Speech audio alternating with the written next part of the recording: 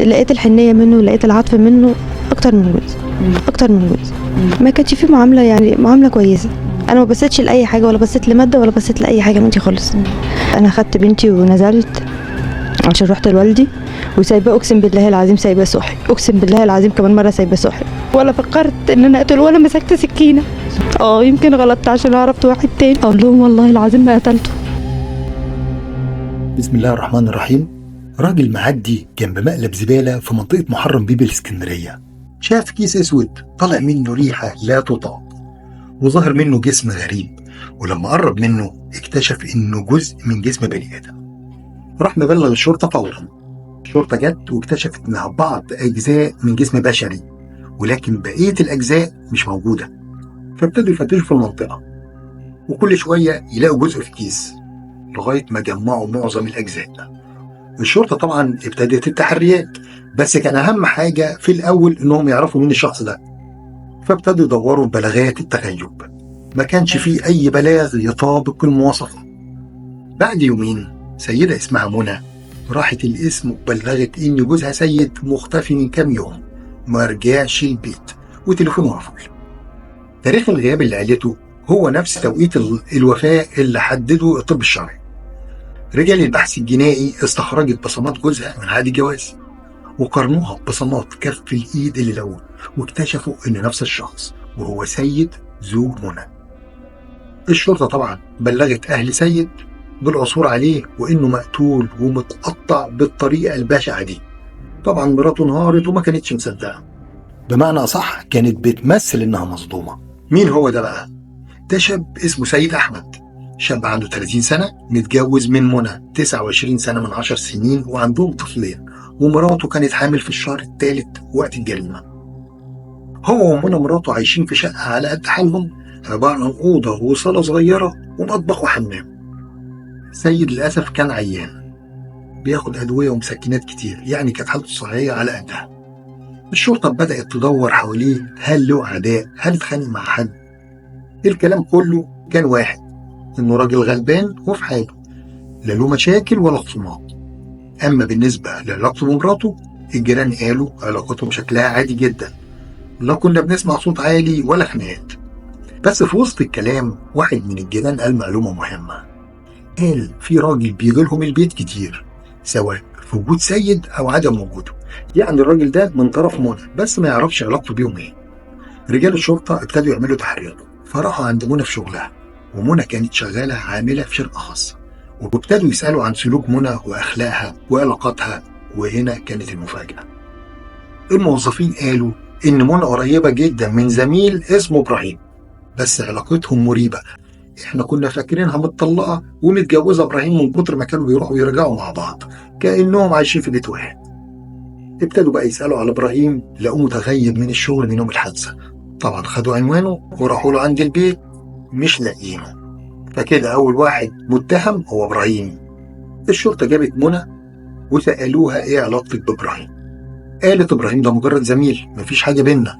بس بعد الضغط ابتدت تتكلم، اعترفت إن علاقتها بإبراهيم بقالها 4 سنين، وإنه كان بيجيلها البيت حتى في وجود جوزها. إزاي؟ كانت بتحط لسيد جوزها منوم في الأكل، وهو ينام والعشيق يدخل. طبعا الشرطة بعد الاعتراف ده اتأكدوا إن إبراهيم له علاقة بالأكل، وخصوصا إنه هربان، والاحتمال الأكبر إن هي عارفة. فابتدوا يضيقوا عليها الأسئلة، وخصوصا لما الشرطة عرفت موضوع الصور اللي عمل مشكلة ما بينها وبين جوزها. في يوم سيد بيقلب في موبايل منى، بيلاقي صور لها مع إبراهيم، راح لأهلها وبدل ما يفضحها قعدوا يقنعوه يسامحها علشان العيال. سيد فعلا سامحها، بس بطل يتعامل معاها بنفس الطريقة، لدرجة إنه ابتدى يشك في الحمل، لأنها كانت حامل في 3 شهور، وقال لها بعد الولادة هنعمل تحليل الDNA. هي حكت كل ده لإبراهيم وخافت، وهنا بدأ الشيطان يلعب لعبته، وقرروا يتخلصوا من سيد.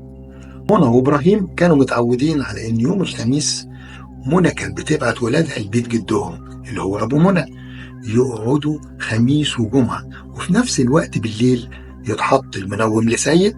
بعد ما بينام إبراهيم بيجي يقضوا الليل مع بعض، وينزل يستخبى تحت حوض المطبخ لغاية ما سيد ينزل لشغله، وبعدين هما يكملوا اليوم كله مع بعض ويمشي على المغرب قبل ما جوزها ما يرجع. وفي يوم الجريمة بعد ما قرروا يتخلصوا من سيد أخذت ولادها ودتهم عند بيت جدهم، ورجعت ادت لسيد جوزها المنوم. وبعدين إبراهيم جه قضوا الليل فعلا مع بعض.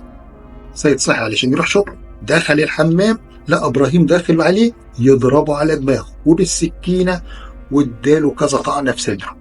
سيد طبعا واقع من طوله، وراح إبراهيم مكمل عليه. فابتدى أول حاجة عملها إنه قطع شرايينه في إيديه ورجليه ورقبته، وسابه في الحمام شوية يصفي دمه، ورش مية على الأرضية علشان الدم يروح في البلاعة.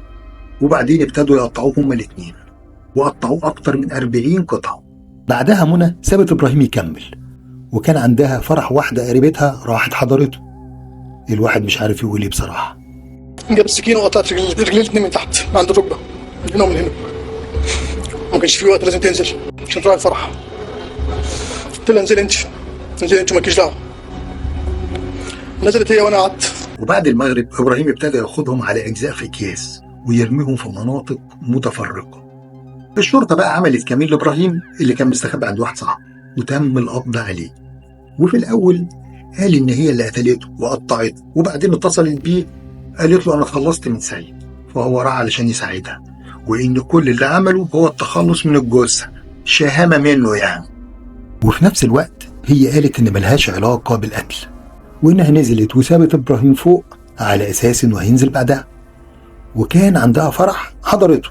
ولما رجعت بالليل لقت إبراهيم بيتصل بيها وبيقول لها أنا قتلته وقطعته وخلصتك منه. عموما هما الاتنين غيروا أقوالهم كذا مرة. اشتغلت بعد الجواز، اتعرفت على واحد اسمه إبراهيم واستلطفنا بعض وبدأنا إن احنا نتكلم مع بعض وكده.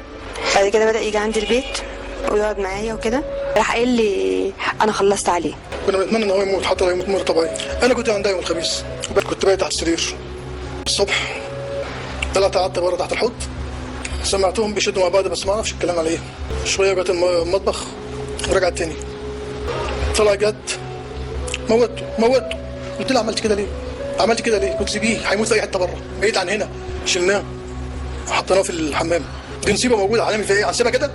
هتروحي في داهيه، وانا مش هسيبك تروحي في داهيه كده. جاب السكينه وقطعت رجلي الاتنين من تحت عند الركبه، من هنا ومن هنا. ما كانش في وقت، لازم تنزل عشان تروح الفرح. قلت لها انزلي انت مالكيش دعوه. نزلت هي وانا قعدت، وبعد كده حطيته في اكياس. وبعد كده بقيت انزل كل مره لوحدي بالكيس، اخد التاكس واروح بيه في اي حته. نزلت بالراس الاول. بغض النظر عن كل كلامهم ده، النيابة أثبتت إن هما الاتنين كانوا متفقين. في سنة 2014 اتحكم على إبراهيم ومنى بالإعدام، وتنفذ الحكم فعلا في إبراهيم. أما منى مصيرها بقى معروف. بعد الولادة والوقت الشرعي للرضاعة تم تنفيذ حكم الإعدام فيها. أنا الأول بدعي ربنا إن هو يزيد براءتي، إن أنا ما عملتش في جوزي أي حاجة.